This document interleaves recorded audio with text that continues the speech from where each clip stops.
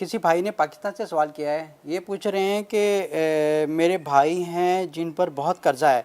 لیکن وہ حج پر چلے جاتے ہیں، لیکن ہم انہیں سمجھاتے ہیں کہ آپ پہلے قرضہ ادا کریں اور پھر حج کریں، تو اس میں کیا حج قبول ہوتا ہے یا ان پر پہلے حج فرض ہے یا پہلے قرضہ اتارنا فرض ہے؟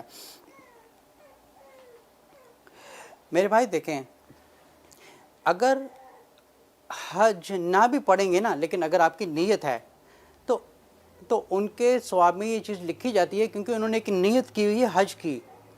لیکن اگر ان پر ایک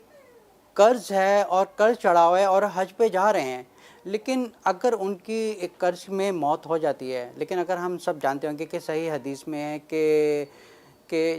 کہ ایک دفعہ کسی کی قبر لے کے آئے تو رسول اللہ صلی اللہ علیہ وسلم نے فرمایا تھا کہ ان کا پہلے جا کے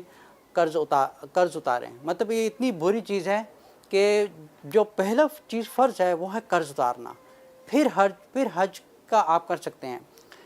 لیکن اگر آپ پر قرض ہے اور آپ حج پر جا رہے ہیں، اگر خدا نخواستہ اگر آپ کو حج پر ہی موت ہو جاتی ہے، تو آپ سمجھیں کہ آپ پر جو قرض ہے آپ کو اس کا بھی گناہ چڑھے گا، اور قیامت والے دن آپ کو پہلے اس کا حساب دینا پڑے گا۔ لیکن اگر آپ کی نیت حج کی ہے، لیکن آپ قرضے کی وجہ سے حج نہیں کرنے پا رہے،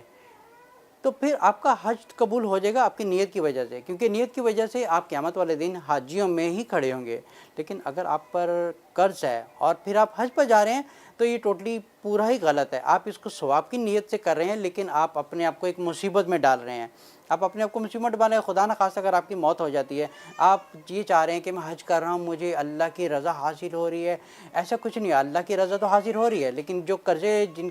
جن کا قرض آپ کے سر کے اوپر چڑھا ہوا ہے، تو قیامت والے دن وہ سارے لوگ سامنے آ جائیں گے قرض مانگنے کے لیے، تو پھر آپ کیا کریں گے؟ دنیا میں تو واپس نہیں آئیں گے قرض اتارنے کے لیے، پھر وہ آپ کو معاف کریں گے تب جا کے ان کی معافی ہوگی، تو اس کا مطلب آپ کا حج بھی ضائع چلا گیا،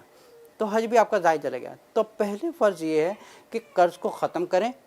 پھر آپ دماغ اور دل کو مطمئن کر کے حج کریں، پھر یہ اس قسم کا حج قبول ہوتا ہے۔ لیکن قرض میں آپ قرض چڑھا ہوا ہے سر کے اوپر اور حج کرنے جا رہے ہیں ثواب کی نیت سے، اور خدا نخواستہ موت ہو جائے تو سمجھے کیا قیامت والے دن بھی پکڑ ہوگی، تو حج بھی آپ کا برباد ہو گیا۔ تو بہتر یہ ہے کہ پہلے قرض کو ختم کر دیں تاکہ آپ کے اوپر کوئی قرض نہ ہو، پھر آپ حج کریں۔